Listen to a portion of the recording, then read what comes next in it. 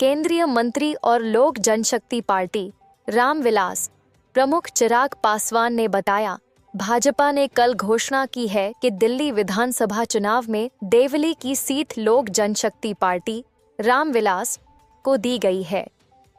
हमारी पार्टी ने देवली की सीट से ऐसे प्रत्याशी को चुनाव लड़ाने का फैसला किया है जिन्होंने लंबे समय तक बिना किसी स्वार्थ के अपने क्षेत्र के लोगों के बीच काम किया है। दीपक तंवर दशकों से मेरे और मेरे परिवार के विचारों के साथ जुड़े रहे हैं। मुझे उम्मीद है कि ये बड़े अंतर से जीतेंगे।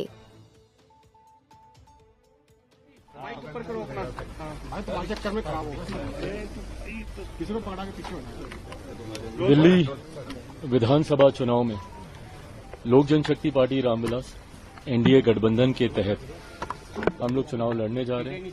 कल भारतीय जनता पार्टी की तरफ से औपचारिक ये जानकारी साझा की गई थी कि देवली की सीट लोक जनशक्ति पार्टी रामविलास को दी गई है। मुझे खुशी है इस बात की कि देवली की सीट पर लोक जनशक्ति पार्टी ने एक ऐसे प्रत्याशी को लड़ाने का फैसला किया है जिन्होंने निरंतरता में समाज अपने क्षेत्र के लोगों के बीच बिना किसी लालच के, बिना किसी चाहत के, निरंतरता में लंबे समय से इन्होंने कार्य करने का काम किया। दीपक तंवर जी आज से नहीं, दशकों से मेरे परिवार, मेरे नेता आदरणीय रामविलास पासवान जी के विचारों, सिद्धांतों के साथ ये जुड़े रहे हैं और ये इच्छा न सिर्फ मेरी बल्कि मेरे नेता आदरणीय रामविलास पासवान जी की भी थी कि इनमें वो काबिलियत है, एक जनप्रतिनिधि के रूप में समाज की, क्षेत्र के लोगों की सेवा करने की भावना है इनमें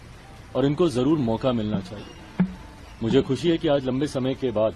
इनको वो मौका मिला और उम्मीद ही नहीं, पूरा विश्वास है कि गठबंधन के तहत देवली सीट से जो चुनाव लड़ने जा रहे हैं, इनकी जीत तो सुनिश्चित है ही, बल्कि मैं मानता हूं कि एक बड़े मार्जिन से ये वहां से जीतेंगे। गठबंधन में तमाम साथियों का स्नेह, प्यार, आशीर्वाद इनको प्राप्त है और लोक जनशक्ति पार्टी रामविलास का हर नेता, हर कार्यकर्ता पूरी मेहनत के साथ न सिर्फ इस बात को सुनिश्चित करेगा कि दीपक जी की जीत वहां से हो, बल्कि एनडीए की हर एक प्रत्याशी की जीत। मैं ये मानता हूं कि जिस तरीके से मौजूदा सरकार के खिलाफ लोगों में आक्रोश है,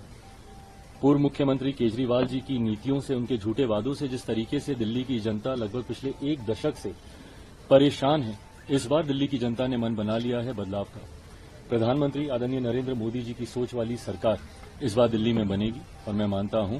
कि भारतीय जनता पार्टी के नेतृत्व में एक मजबूत एनडीए की सरकार 8 तारीख को परिणामों के बाद बनने जा रही है। एक तरफ इंडिया गठबंधन बिखर रहा है, दूसरी तरफ गठबंधन मजबूत हो रहा है। इंडिया गठबंधन के बिखरने को कैसे देखते हैं आप? भाई, इंडिया अलायंस तो अब रहा ही नहीं ना। उन्हीं के ही नेताओं ने औपचारिक घोषणा कर दी, कई घटक दलों ने भी यहां तक बोल दिया कि भाई लोकसभा तक ही ये अलायंस था और दिल्ली, मुझे लगता है एक गठबंधन कैसे पूरी तरीके से बिखर सकता है उसका जीता जागता उदाहरण है,